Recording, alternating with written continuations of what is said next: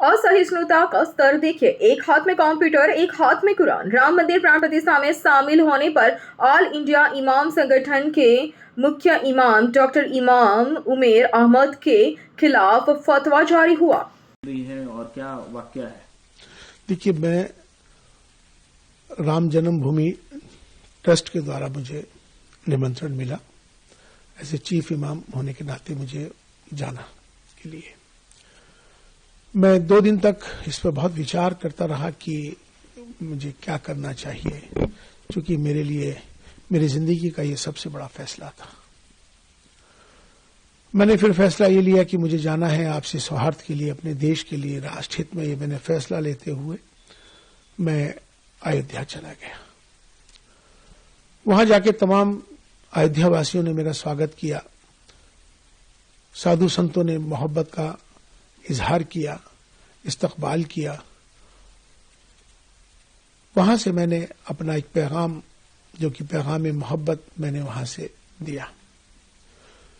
वो पैगाम मोहब्बत जो था, मैंने उसमें कहा कि हमारी सबकी जातियां जरूर अलग हो सकती हैं, हमारे पंथ जरूर अलग हो सकते हैं, हमारे इबादत करने की तरीके, पूजा पद्धति अलग हो सकती है, हमारे सबके धर्म जरूर अलग हो सकते हैं, लेकिन हमारा जो सबसे बड़ा धर्म है इंसान और इंसानियत का है।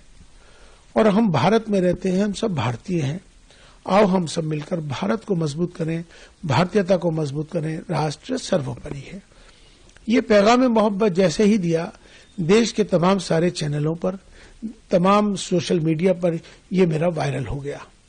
वायरल होने के बाद उनको सबको ये मालूम हो गया कि इमाम साहब, चीफ इमाम साहब वहां पहुंच गए और उन्होंने ये फतवा जारी कल किया है। वैसे तो मुझे 22 जनवरी की शाम से ही तमाम मेरे नंबर्स पर अलग अलग जगहों से मुझे धमकियां आने लगी, मेरे खिलाफ नफरत अंगेज माहौल बनाने लगे, मेरे खिलाफ उन्होंने जो अब शब्द जो कहने के होते हैं वो कहे, तमाम मुझे अलग अलग जगहों को, मुझे, मेरे परिवार को तमाम बहुत सारा बुरा भला कहा जाने लगा। इसी बीच में कुछ फोन्स कॉल आए जिनको मैंने रिकॉर्ड कर लिया है, उनके नंबर्स, जिन्होंने मुझे जान से मारने के लिए, मुझे बहुत ज्यादा तकलीफ देने के लिए जो इस तरह के फोन आए, वो भी फोन आए, माफी के भी फोन आए। तो लास्ट में कल रात को ही एक फतवा जारी हुआ है, जिनका नाम है मुफ्ती साबिर हुसैनी कासमी, जो शख्स एक इंस्टीट्यूट चलाते हैं मुफ्तियों का, जिनका मुफ्ती क्लासेस के नाम से उनका चलता है। मैं उनको जानता नहीं हूं, मेरी उनसे कोई जानकारी नहीं है, लेकिन ये सोशल मीडिया के माध्यम से, वो तमाम देश भर के इमामों के माध्यम से मेरे पास अलग अलग जगहों से फतवा आना शुरू हो गया था।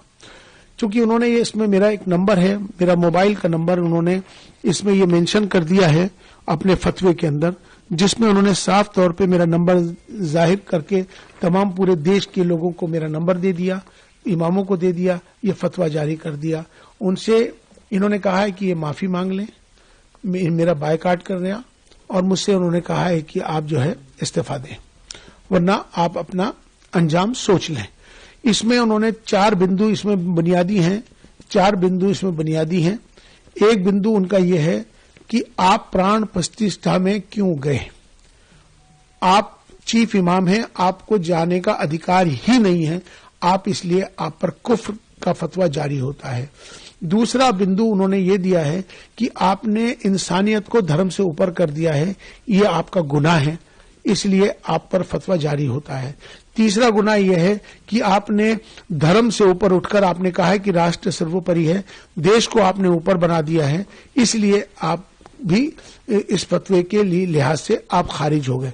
लिहाजा अब आप पर कुफ्र का फतवा जारी कर दिया गया है और तमाम अलग अलग जो उसकी सजाएं हैं इसमें मुकर्रर कर दी गई। लेकिन मैं उनसे ये बात कहना चाहता हूं, पहली बात तो ये इस्लामिक देश नहीं है, ये भारत है, ये सनातन भारत है। इस भारत में हमेशा से सर्वधर्म संभाव की बात है, यहाँ एकता अखंडता की बात है, अनेकता में एकता की बात है। अगर उनको मेरे इस पैगाम मोहब्बत से तकलीफ है, मेरा विरोध कर रहे हैं, तो उनको मुझे लगता है कि अगर मैं राष्ट्र के साथ, देश के साथ अगर प्रेम कर रहा हूं, मेरा ये दोष है कि मैं अपने देश से प्रेम करता हूं, मेरा इसलिए विरोध कर रहे हैं, तो मुझे लगता है कि शायद उनको पाकिस्तान चला जाना चाहिए।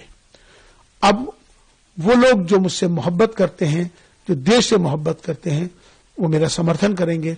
जो मेरे से नफरत कर रहे हैं मेरे जाने पर, मुझे लगता है कि शायद उनको भी पाकिस्तान जाना चाहिए। यहां पर मोहब्बत का पैगाम हमने दिया है, हमने कोई गुनाह नहीं किया है। राष्ट्र मंदिर था, हम वहां राष्ट्र मंदिर पे गए थे और हमने अपना जो पैगाम दिया, हम उस पैगाम पर अटल हैं। हम माफी मांगने वाले नहीं हैं और ना ही मैं माफी मांगूंगा, ना ही मैं किस तरह का इस्तीफा दूंगा। और जिस तरह से वो जो चाहें कर लें। अभी उन्होंने एक स्टेटमेंट जारी किया है, उन्होंने कहा है कि हम माफ करने वाले नहीं हैं। तो मैं भी बता दूं कि मैं आपसे माफी मांगने वाला ही नहीं हूं, क्योंकि मैंने कोई काम ऐसा नहीं किया जिससे कि कोई किसी को तकलीफ पहुंचे। मेरा मकसद है, अपना देश है, देश हमें देता है सब कुछ, हम भी तो कुछ देना सीखे। ये भाव सबके अंदर आना चाहिए। राष्ट्र सर्वोपरि है। અમારી તમામ માહિતીથી અપડેટ રહેવા માટે જોડાયેલા રહો S9 ન્યૂઝ સાથે।